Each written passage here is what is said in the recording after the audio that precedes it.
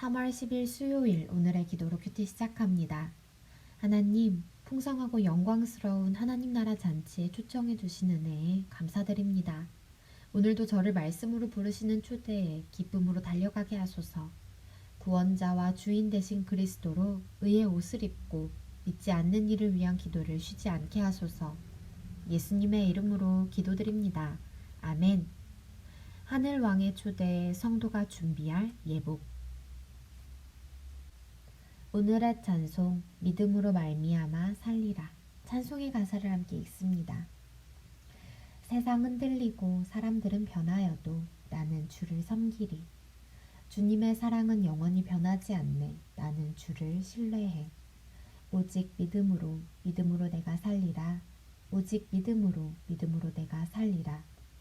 오직 믿음으로 내가 살리라. 오직 의인은 믿음으로 말미암아 살리라.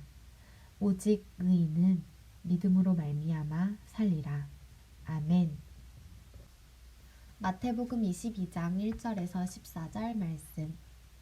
예수께서 다시 비유로 대답하여 이르시되 천국은 마치 자기 아들을 위하여 혼인잔치를 베푼 어떤 임금과 같으니 그 종들을 보내어 그 청한 사람들을 혼인잔치에 오라 하였더니 오기를 싫어하거늘 다시 다른 종들을 보내며 이르되 청한 사람들에게 이르기를 내가 오찬을 준비하되 나의 소와 살찐 짐승을 잡고 모든 것을 갖추었으니 혼인잔치에 오소서 하라 하였더니 그들이 돌아보지도 않고 한 사람은 자기 밭으로 한 사람은 자기 사업하러 가고 그 남은 자들은 종들을 잡아 모욕하고 죽이니 임금이 노하여 군대를 보내어 그 살인한 자들을 진멸하고 그 동네를 불사르고 이에 종들에게 이르되 혼인잔치는 준비되었으나 청한 사람들은 합당하지 아니하니 내 거리 길에 가서 사람을 만나는 대로 혼인잔치에 청하여 오라 한대.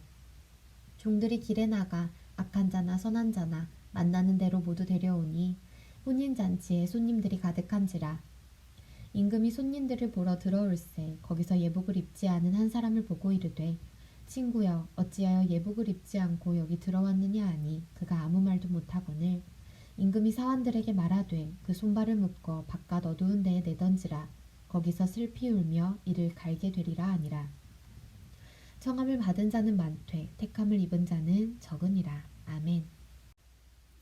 2절 혼인잔치. 유대의 혼인잔치는 여러 날에 걸쳐 열립니다. 신약 성경에서 혼인잔치는 그분이 그분 백성을 위해 예비하신 천국을 상징합니다. 오늘의 말씀 요약. 천국은 아들의 혼인잔치를 연 임금과 같습니다. 그가 종들을 보내 초청한 이들을 부르지만 그들은 거절하고 종들을 죽입니다. 임금이 그들을 진멸하고 종들더러 내거리 길에서 아무나 데려오게 합니다. 그러나 예복을 입지 않은 자는 쫓겨납니다. 청함 받은 자는 많으나 택함 입은 자는 적습니다. 본문 해설, 거절과 새로운 초대 22장 1절에서 10절에 관한 내용. 하나님은 타락한 인류를 지속적으로 구원의 자리로 초대하셨습니다. 예수님은 이를 아들의 혼인잔치에 초대하는 어떤 임금의 비유에 말씀하십니다. 임금이 종들을 보내 사람들을 초청하지만 그들은 거부합니다. 사람들은 돌아보지도 않고 밭과 일터로 가버리고 종들을 모욕하고 죽입니다. 진노한 임금이 자기 군대를 보내 살인자들을 진멸하고 그 동네를 불태웁니다. 임금은 종들에게 다시 내거리 길에서 선인이든 악인이든 상관없이 누구든지 만나는 대로 초청해 오라고 명합니다. 그 결과 많은 사람이 잔치에 참여합니다. 이는 유대인들의 겁으로 이방인들이 하나님 나라의 백성이 되는 구원 역사를 의미합니다. 오늘날 세계 각처의 교회가 세워진 것은 하나님이 초대하신 결과입니다. 잠시 멈추고 질문에 답해주세요. 어떤 임금이 아들의 혼인잔치에 사람들을 초대하자 그들 반응은 어떠했나요? 위에서 네 번째 줄. 사람들은 돌아보지도 않고 밭과 일터로 가버리고 종들을 모욕하고 죽입니다. 주님의 은혜로운 초대를 무시하고 거부하면 어떻게 될까요? 오늘 말씀 속의 깨달음을 따라 이 질문에 답해봅시다. 예복을 입지 않은 사람 22장 11절에서 14절에 관한 내용. 복음을 듣고 구원으로 초대받는 사람은 많지만 구원의 은혜를 누리는 사람은 적습니다. 임금이 잔치석상을 둘러보다가 예복을 입지 않은 한 사람을 보고 사환들을 시켜 그를 쫓아냅니다. 임금의 초대를 받아 혼인잔치에 참석한 사람이 먹고 즐길 수 있는 단 한 가지 조건은 예복입니다. 이 비유에서 예복은 믿음에 합당한 삶을 의미합니다. 그렇다고 우리가 선한 행위로 구원받는다는 뜻은 아닙니다. 오직 믿음으로 구원받지만 그 믿음이 참되다는 사실을 보여주는 증거가 삶, 행위입니다. 은혜로운 초대로 구원받고 예수 그리스도로 옷 입은 성도에게는 마땅히 하나님 백성다운 삶의 열매가 따라야 합니다. 잠시 멈추고 질문에 답해주세요.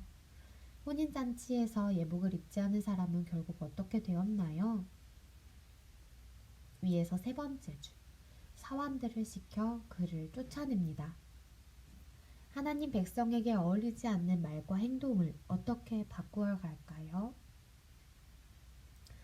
우리는 하나님 백성다운 삶의 열매가 마땅히 맺어져야 합니다. 어떤 삶의 열매들을 맺어갈지, 어떤 말과 행동을 바꿔갈지 우리 각자의 답을 해봅시다. 묵상 에세이, 복음으로 초청하라. 복음으로 산다 이찬수.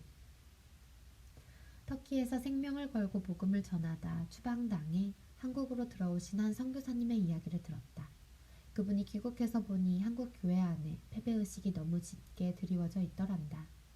자기는 지금 목숨 걸고 전하다 왔는데 한국 교회가 쇠퇴하고 있다. 교인이 줄어들고 있다. 이제 복음을 전해도 소용없다. 라는 이야기가 하도 들리니 오기가 생겼다.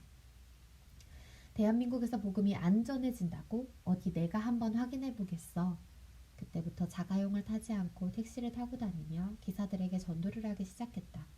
어느 날 늘 하던 대로 복음을 전했는데 택시 기사님이 눈물을 흘리며 복음에 반응하더라는 것이다. 지인과 친지 중에 예수 믿는 사람이 많고 목사님도 있는데 자기에게 한 번도 이런 복음을 전해준 사람이 없었다고 한다. 그저 이제 나이도 들었는데 너도 교회 나가야지 라는 뻔한 이야기만 했단다. 왜 교회에 나가야 하는지, 교회에서 들려주는 복음이 뭔지 알려주는 사람은 단 한 명도 없었다는 것이다.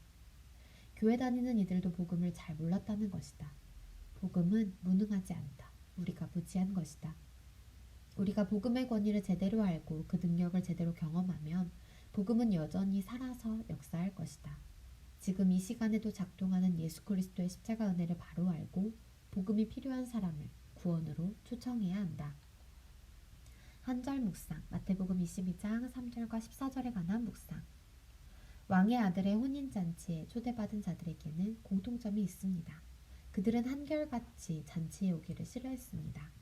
세상에서 좋다는 것을 탐하느라 영생의 자리, 구원의 시간을 거절한 것입니다. 우리는 좀 낫다고 할 수 있을까요? 초대받은 제자도에 아멘하고도 십자가는 외면한 채 살지 않았는지요. 예수님의 제자로 부름받았다고 바로 제자가 되는 것은 아닙니다. 예수님의 말씀을 경고로 듣지 말고 종말론적인 경고로 들어야 합니다. 참 신앙은 자신의 삶을 포기하고 주님의 삶을 누리는 것이다. 오늘의 기도 드립니다. 하나님, 풍성하고 영광스러운 하나님 나라 잔치에 초청해 주신 은혜에 감사드립니다.